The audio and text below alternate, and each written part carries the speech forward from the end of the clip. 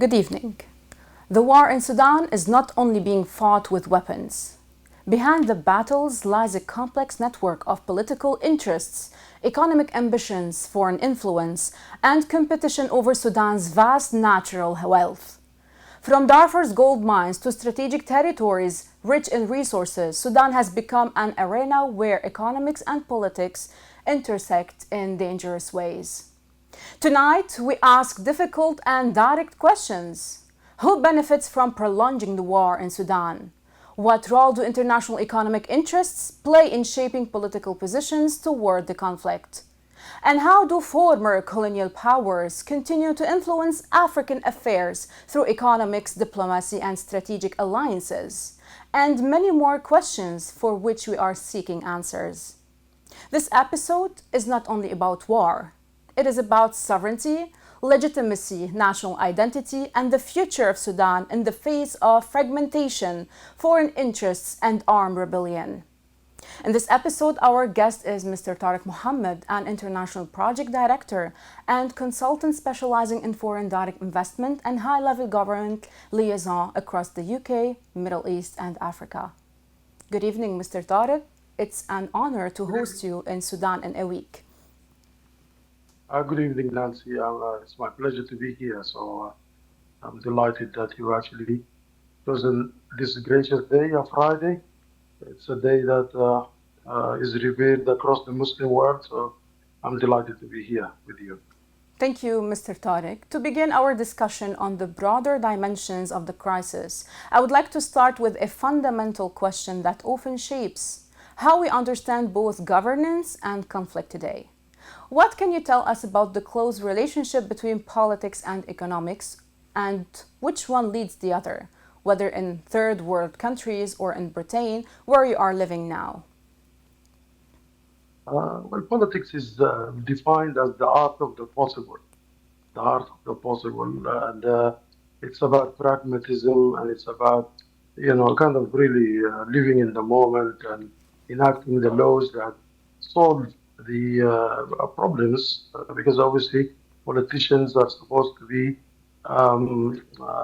acting on behalf of their population and serving those people. And uh, that's what politics is. But obviously, we have to go to the shops to buy our groceries. We have to, we have to send our children to school.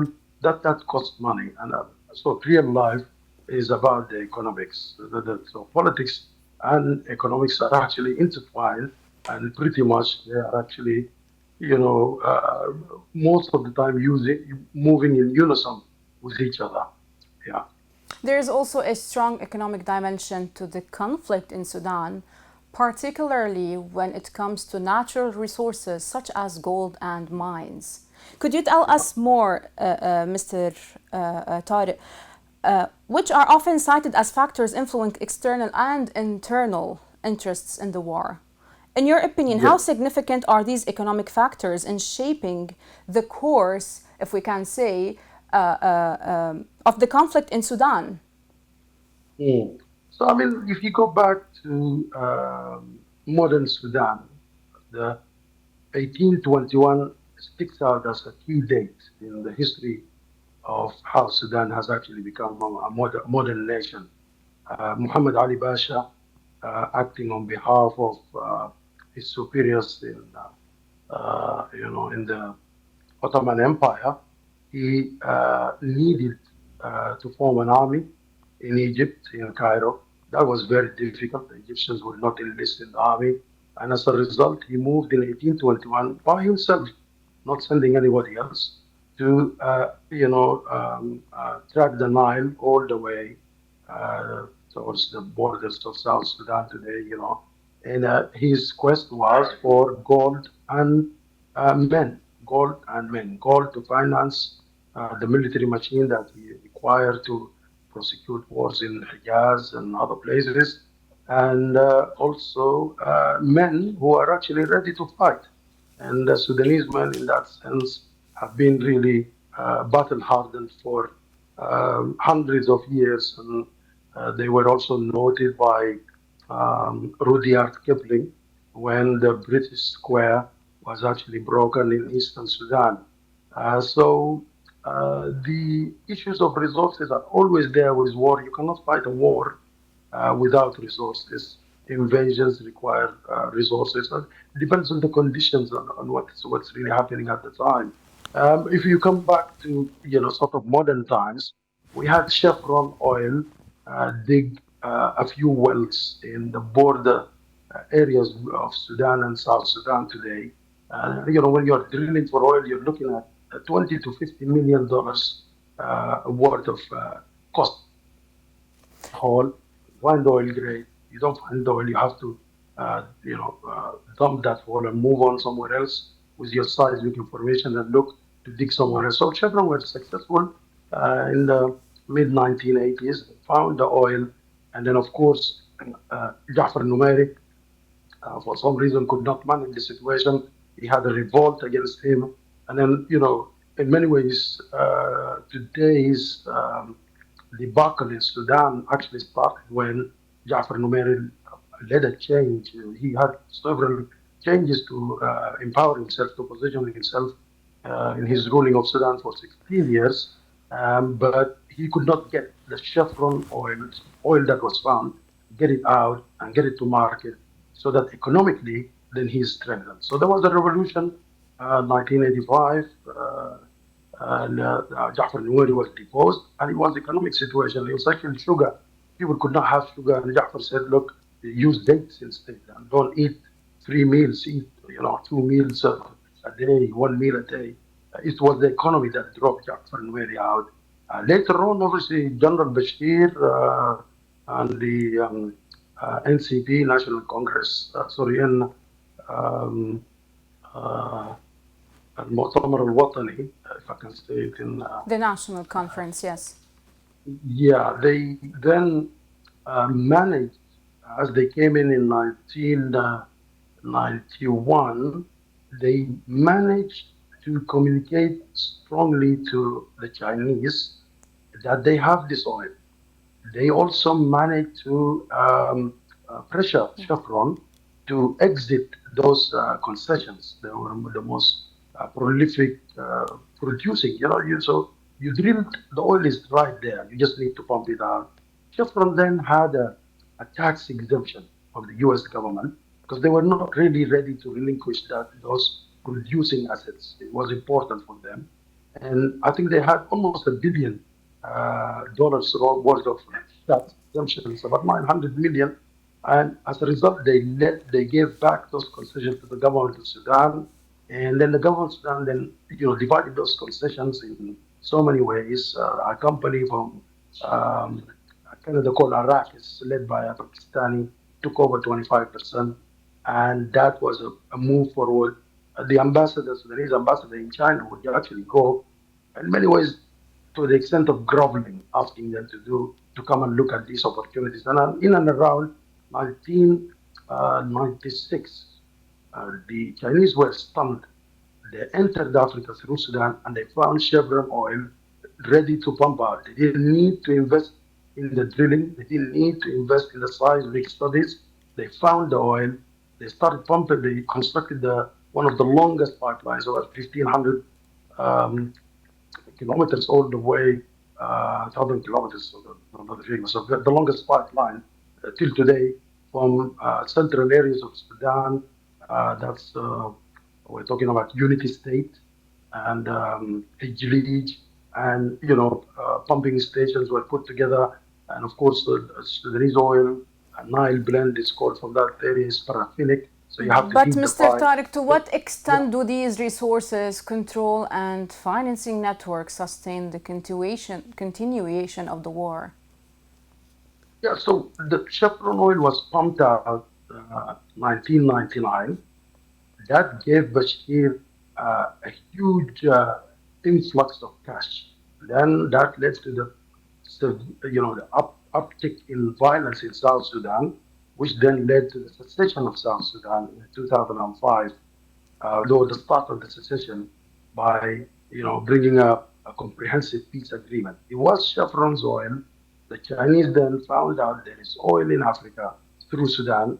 They went on to Angola, to Nigeria, to for example, the Chad Cameroon pipeline. All these projects were led by big Chinese oil companies like CNPC, as obviously the economic engine, industrial engine in China needed more oil than the Chinese could produce within country. And there you go. So a commodity like oil, produced surplus of cash, hard currency. The government of Bashir then at one point in 2000 and if I'm not mistaken, 17, called the British ambassador and reprimanded him in the foreign office, Sudanese foreign office, because he said, 70% of the country's income is actually being spent on security apparatus, What and mechanisms exist nowadays, locally or internationally, that helps us to limit to or disrupt these funding channels? uh, it's a bit of a tricky conundrum. There's not that much. For example, today, oil is no longer a central commodity in the Sudanese economy, and of course, in the funding of this work. Like you said in your introduction, it's actually gold. Uh, just pre-war, Sudan produced about 80 tons of gold. I believe production is pretty much on par with that at the moment. Of course, early in the war it was difficult because the war was severe in 2023. But today, both parties fighting the war are actually producing sizable amounts of gold, and it's being sold. And gold is a little slightly different to oil. Oil is liquid; you need to treat it in a refinery and all of that. Once you have refined the gold, it could be smuggled to neighboring countries. The control over the gold is quite difficult and tricky. And in a warring scenario, just like blood diamonds, as was mentioned recently in an FT article, it's very difficult for a country that lost a lot of its sovereignty to get hold of control of all the gold that is being produced. But the government in Port Sudan or in Khartoum now, for example, have shifted the sale of gold from the UAE to Saudi in recent months. So they are trying to, put control on how the gold is actually managed. They've also made an announcement quite recently that the last few weeks it was actually, announced by the Minister of Information that there's new laws that kind of criminalize some aspects of the smuggling of gold, meaning there's some severe punishments. But that's internally the Mr. governments Tariq, and because you are yeah. a former colonial powers in Africa, both Britain and France, we cannot deny that they have a dark history of exploiting, let's say, the wealth and natural resources of third world countries. Darfur is Hmm. located in a region that was occupied by Britain to the east and France to the west. Do you think Hmm. Britain has current economic interests in Sudan that would benefit from a victory by the Rapid Support Forces RSF militias or a victory by the Sudanese army? Unfortunately, the United Kingdom has retreated uh, in a consistent manner over the last 20 years from their normal areas of influence. In many ways, also the French recently have actually been asked to leave areas of Francophone Africa, which is to the west of Sudan. So the both powers actually have actually vacated their areas of influence. The United Kingdom has been embroiled in the Brexit debacle, for example, their special relations, or so-called special relationship with the U.S. is no longer as special as it used to be. There is economic turmoil within the UK, because of COVID and the printing of money, quantitative easing, as they call it. So the sterling has depreciated. And if there is anything, actually, it is the issue of the votes. the boats across the channel from France to the UK are now jam-packed with much more Sudanese than there was pre-war. So that is now has been picked up by the right, and of course the recent elections, May 7th, if I'm not mistaken, just a few days ago, has actually reshaped the political arena in the UK and the political agenda. And instead of Shabana Mahmoud, the Secretary of Interior, if we call her that, she's the Home Secretary. Instead of actually trying to pay the migrants, the illegal migrants, in order for them to live up to £40,000, I think I've seen a figure for families to actually give them this money to leave the UK. That same money could be employed in helping these people build lives in the desert of Libya, for example. You pass them a piece of bread instead of coming all the way to the shores of the Mediterranean. You give them a life, you build a life for them there. It's the same money. You're spending the money anyway. Okay, Mr. Tariq, we also know that there is a significant Sudanese diaspora in Britain, including professionals and figures active in finance, business, and public life. And some reports suggest that parts of this community may have indirect or probably direct links to different political actors related to the Sudanese conflict. In your view, how can the Sudanese elite in Britain contribute to shaping international understanding and policy in ways that support legitimate state institutions in Sudan? This is a really good question, actually. The problem with that question, if I could start with the negative aspect to it, is that in the past, the Iraqis, the Syrian, even the Libyans have actually fought turf wars in London as there was a polarization in those societies, and that has actually happened with the Sudanese. So there is protest and counter protest at the moment, vying for each side. But the current prime minister of Sudan, has actually done an amazing job. He's on a visit at the moment to the United Kingdom. He has delivered a brilliant performance at the Oxford uh, Union Society. The same day, he's also done the same in Cambridge. And in doing so, he has actually reached a huge swathe of Sudanese and interested British actors. Hundreds of thousands actually would probably hear what Kamil Idris said, in that day and throughout his visit. It has been a stunningly, in my view, successful visit. There has been some protest, but it's not been that huge. And hopefully, this protest, protesting voices would actually be quelled and people can find a way to come cohesively together. One thing that actually was pointed out in Oxford is that we need some sort of, South Africa styled truth and reconciliation commission. And we've myself involved. We actually devised this because I think part of the way to stop the war is actually to tune ourselves to the key aspects of Sudanese society that everybody actually galvanizes around. One of that is the Sudanese love to feed people. They do it in Ramadan in an amazingly generous way.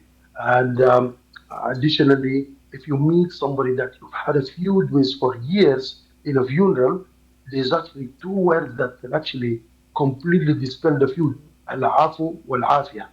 We've actually, from our end, wanted to devise a forum where hate speech is actually completely destroyed with this concept, which is actually also is a pervasive concept across the Arab and Muslim world, particularly at the end of Ramadan. Al-afu wal-afia.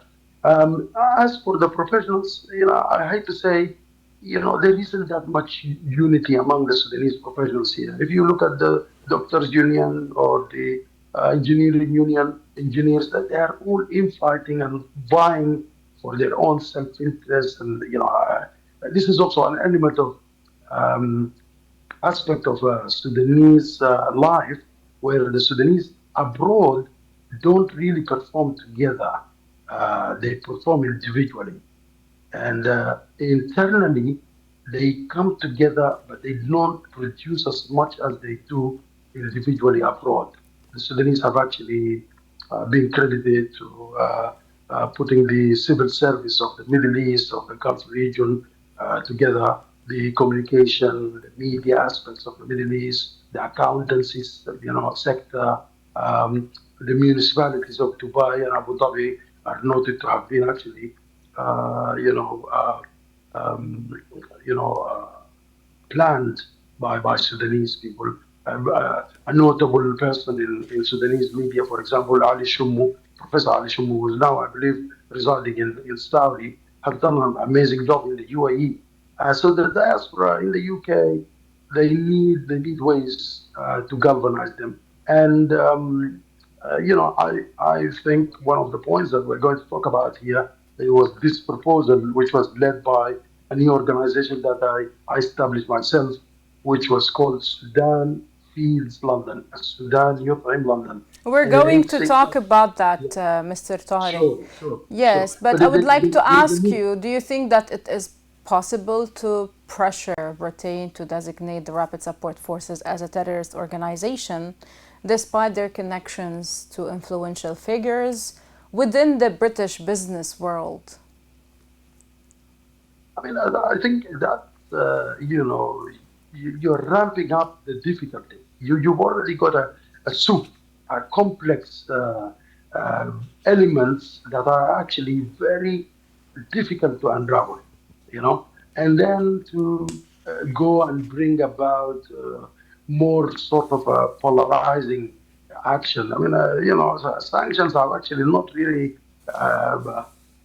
helped Sudan or Iran or even Iraq, and designation of terrorism. It might, it's almost like a repeat of failed policies of the past, whether that be internally or externally. So I don't see that as being something that would help stop the war immediately. There need to be a bit of a out of the box thinking in terms of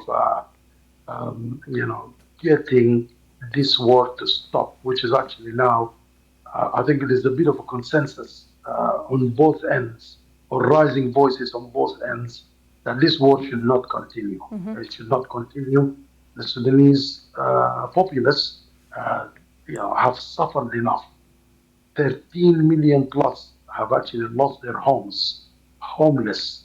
When you become homeless, you lose your job, you lose your documents, you lose your friends, you lose all the support elements of your life, you lose your mental health, you lose your ability to maintain yourself, you lose your wealth, you lose your Exactly. goals. Yeah, We so both know that there's, or the huge Sudanese presence in Britain varies between undergraduate and postgraduate students, researchers, doctors, engineers, asylum seekers, migrants, and tourists. How would you describe the treatment of Sudanese residents in Britain by both British society and the British government? I mean, I would refer back to an interview on LBC, London Talkback Radio. It was delivered sometime last year by Ian Dale. He interviewed Ambassador, so former Ambassador Sir William Beatty, who actually also chairs the Labour Party Middle East Council, labor mech, I think they call it. And William Patey, although I talk to him quite regularly, sometimes he's a little bit, under stating his knowledge. He says, "I've left Sudan a long time ago. 2003 is when the Darfur problem, sprung up as the South Sudan problem was being resolved." And Ian Dale himself, in that interview, you can just Google Ian Dale interview with Sir William Patey, and it will come up. Ian Dale was full of praise for the Sudanese people that he has come across. And, if you go back to the start of COVID, the first doctor to die of that disease, that pandemic, was actually Sudanese. There's close enough to 40,000 doctors and specialists of Sudanese origin in the UK practicing medicine. I've actually had a knee injury in Excel Exhibition Center, Custom House, on the 7th of November 2023, and ultimately I ended up in Lewisham Hospital in the hands of a Sudanese doctor, and he's a lead specialist. He helped me. So that's not. It's quite a common occurrence that you go into a hospital and you meet a Sudanese doctor. I have an Egyptian elderly friend of mine. He's in his 80s. He told me that he met a Sudanese doctor, look, and he was helping him, and he had an Egyptian third name. So they had a conversation, but the doctor identified as Sudanese. So I mean, the doctors, my accountant at the moment is Sudanese in Camden Town, Mr. Khairi. There's lots of professionals. I've just met a lawyer at the end of Friday prayer. An amazing person So we can consider that they he are treated well by the British society or by the British government. Well, there is a disparity now because there's been a rising number of not palatable news about recent arrivals, on the boats, doing things that we normally would be ashamed of in Sudan. And these are different types of people compared to the professionals who have been in the UK for a long time. You also should know that, you know, since the independence of Sudan, a lot of the Sudanese elite were actually educated in Cambridge and Oxford, particularly Cambridge, and a lot of the UK elite also have traveled to Sudan, and um, there's Friends of Sudan in South, for example. Um, I met Zainab Badawi and a huge collection of Sudanese academics, and they were launching uh, through INSOS sometime last year, around this time last year, Humanitarian Aid Sudan, HAS, I believe. Zainab Badawi presided over that meeting. It was launched with INSOS. The FCDO were present, lots of actors were present. Unfortunately, the outcome, if you go to find Humanitarian Aid Sudan, if you go to their website, they list their achievement as helping 150 Sudanese families. But I think that's a very meager outcome for that type of a collection of knowledge and people with influence. I thought that was not enough. It was no, it's not to disparage any help, but the Sudanese themselves, they've come together and they produce soup kitchens within Sudan. Um, I know, and that has been very helpful because Sudan is today the biggest hunger crisis in the world. And unfortunately, as they say, the lightning doesn't strike twice. But in the case of Sudan, 2003, Sudan, Darfur West was actually the biggest humanitarian operation in the world. And there isn't a humanitarian operation per se today because the fighting and the shelling is ongoing, and we need to stop that in order for the humanitarian action to actually take place. You cannot actually deliver aid while the bullets are actually flying, overhead, and that's really a really tricky situation Mr. at the Tariq, moment. we were discussing that off air, and as we are approaching to the end, can you tell us about your personal plans to become the mayor of London? Yeah, so I've had an amazing career. I went to King's College, Cambridge, in 1995, looking to study medicine, particularly in King's, and that didn't happen. It gave me a lot of heartache, and I ended up doing biomedical science in the west of England, that's Bristol. And then I stumbled through an advert in the Times newspaper into a London Stock Exchange listed $1 billion company, and I was there, legs in the Middle East. I was actually in and out of the eastern province of Saudi Arabia. Saudi Arabia sometimes, every 2 weeks, twice a month, sometimes through the causeway from Bahrain, sometimes flying into Riyadh and then traveling to Dammam. And I was flung into the oil and gas industry and I hosted all the oil majors: Exxon, BP, ConocoPhillips, Chevron, Schlumberger, the good and the great were all there on the 4th of February 2002. I then took that experience to Sudan, to Libya, to Ethiopia, and the success has not been as much, but that has built in my tenacity, my ability to make things happen. I believe the problem in the UK at the moment, particularly in London, is that the fragmentation of leadership at the top makes them unable to see the solutions. The solutions are actually no-brainer. You need to just really leverage the current capacities in order to bring about change. For example, one key winning policy for me would be to set up a black mayor fund. I'm just playing on that. Not to say that somebody of a different skin color cannot do as well, but there hasn't been actually a black mayor yet. So we've had What Boris challenges you faced for this position, as long as we are talking about your experience in that field? Yeah, so the key challenge is money. The Labour Party won with Sadiq Khan three times. So Sadiq Khan has served three times, which is unusual. The previous mayors, Ken and Boris, did only two terms. And in each occasion, the Labour Party won with about 8 million, sorry, 4 million of 8 million electorates in London. And they spend a pound per vote. So that's about £4 million to get Sadiq Khan elected each time. And that means I probably have to produce 7 or 8 million to actually, be on par if I wanted to join a party or run as independent. So I've got 2 years and I've got a few sort of what can you say projects in the planning and the execution phase that might actually bring the money within the next 12 months.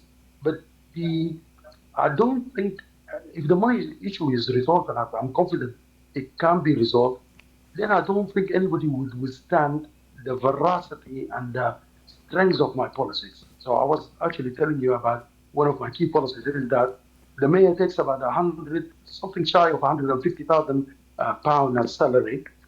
If you put 90% of that salary, if you give up 90% of the mayor's salary and you put it in a box and you leverage it, it will make between 2 and 10 million fund. And that would be my immediate impact.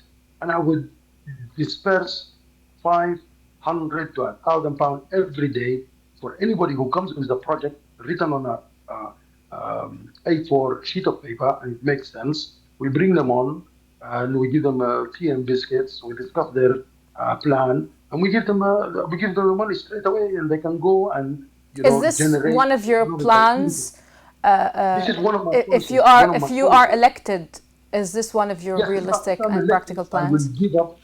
Yes, if I'm elected, I will give up 90% of my salary, leverage it, and make it into a fund that will be dispersed 5 days a week. You just have to queue with a piece of paper. You come in, have a chat with the mayor and team or the mayor himself. That's me, of course. And then, we give you the money and you go and make this plan happen. We give you some confidence. We give you some trust and we give you some cash. It's a small amount of money, but a lot of people, for example, they are extremely depressed and they have artistic vision. And with a little bit of money, they can actually realize those artistic visions. One of them, for example, worked for me, and I was with her yesterday. I would have mentioned her name, but she's into the space of art. She's interested in her African heritage. I think £1,000 will, get her on her way to realize her dreams. So when a mayor actually gives up his salary, it immediately says he's not here after the money. I'm actually after stamping my mark on life, and in London, a city that I love, a city that has given me a lot actually, and it's no doubt the capital of the world. It's a melting pot. People come from all over the place to visit London. And, in addition, I would promise not to run again. 4 years is enough for me to actually make change in London. We I hope we believe, hope to see that. We hope to see that. I have one more question for you, Mr. Tariq. In the same context of growing international engagement around Sudan, probably we also saw the London Donors Conference following the outbreak of the RSF conflict, which raised debates mm, among observers about how such yes, humanitarian platforms are used or hmm, interpreted politically. yeah, In the same yeah, year, you launched the Sudan Feeds London initiative. Could you tell us more yes. about its objectives and how it was received? It's very simple. London has an endemic homelessness problem, and war in Sudan and anywhere produces homelessness straight away. And because I foresaw, because I tried to actually mobilize the economic wheel between the UK and Sudan and globally, and that was very difficult even before the war. In fact, my last meeting in Khartoum on the 5th of April was with the British ambassador in his residence, Giles Lever. This is 10 days before the war broke out. He actually gave us so much confidence and opened so many doors. I thought we're going to make a breakthrough. I left on the 6th, Giles left on the 6th, and on the 15th, war broke out. So all our planning for about 6 months, the money we spent is just gone. And this became the result. I knew nobody would be interested in Sudan. And to generate interest, you have to show interest locally. So homelessness, we fed the wholesome biryani and food meals, 2 meals to homeless people in southeast London. And we then reached to the local MP, Vicky Foxcroft, which is being responded to here by the Minister of Africa. So she knew about this. The local vicar was involved, and we wanted to reach to the Anglican clergy because there's an element of religion that needs to be looked at in terms of mobilizing reasons for the war to stop in Sudan. The Secretary General of the Anglican Church is actually South Sudanese. I believe he's still the same person. So this is somebody who would be. We didn't get to reach to him, but we did make some moves towards that. But the local vicar, the All Saints Church supported this. The local Bangladeshi mosque supported this. We were hoping to do a global Ramadan and anchor it at Goldsmiths University, Goldsmiths, on Goldsmiths Green. I've actually sent you a link to Sudan Fields London on LinkedIn, and you can see me there, making a presentation after 21 months of war We'll and definitely check showcasing the that need. out. Yeah. Mr. Tariq, how does this connect to broader efforts by the Sudanese diaspora in the UK? I mean, I presented some of this to somebody in the embassy, the responsible diplomat. He thought I'm feeding people mandi. It's not mandi, it was biryani. Because I had actually a Pakistani a member of staff who, graciously cooked the biryani. It was amazing chicken biryani. And at one point, we had Al Jazeera Live came to document the feeding that we were doing. And so for example, there's a Sudan. Um, it's called in Parliament. It's called the APPG on Sudan and South Sudan, and there's a member of that APPG called Lord Henry Bellingham, who actually traveled to Sudan in 2010 and knows Sudan quite well. He always talks to me about this fatigue and helplessness that he sees when he speaks to the Sudanese diaspora. The idea of flipping the narrative and saying Sudan feeds London is actually true because the Sudan embassy is in front of St. James's Palace, and it was the office of Sudan almost 11 years before independence because it was a procurement office. Cotton from Sudan, the equivalent of today's oil, ran the mills in the Midlands. The Indian subcontinent provided labor. A lot of Pakistani, Indian migrants came to work on the cotton mills, and a lot of that cotton was Sudanese. And that industry also drove technology at the time. So the Sudanese, commodities, peanuts, for example, groundnut, sesame seed, gum arabic, all of that is still be coming across in commodity form when it needs to have added value in Sudan. I don't know why, for example, General Aboud, who came here and had pomp and ceremony, why he would not take the machinery from the UK and take it to Sudan and use the cotton to produce garments and sell them and sort of enrich Sudan.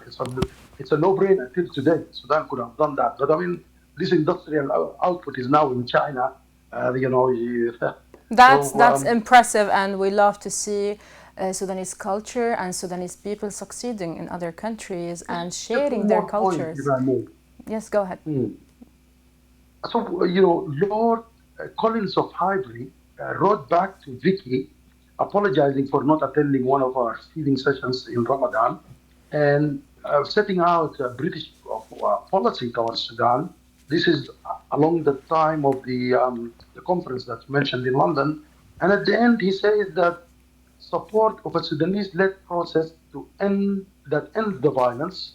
That's number one. Improves improved humanitarian access, and building a foundation for long-term stability. Just three key broad targets for the British government. They don't sit well with me. They are rehashed from previous conflicts and years. There needs to be something more dynamic. This would lead to the war uh, continuing for another 10, 20, 50 years. What we need is an out-of-the-box solution that ends the war immediately. And I believe if we are given a chance, we could present that.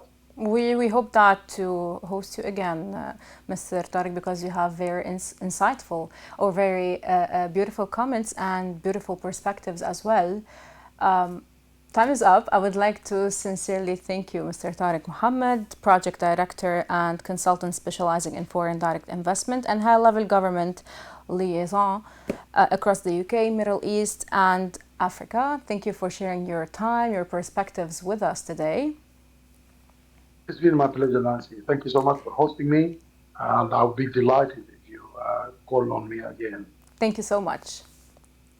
And thank you to our viewers for joining us in this special episode and special discussion. Until next time, good night.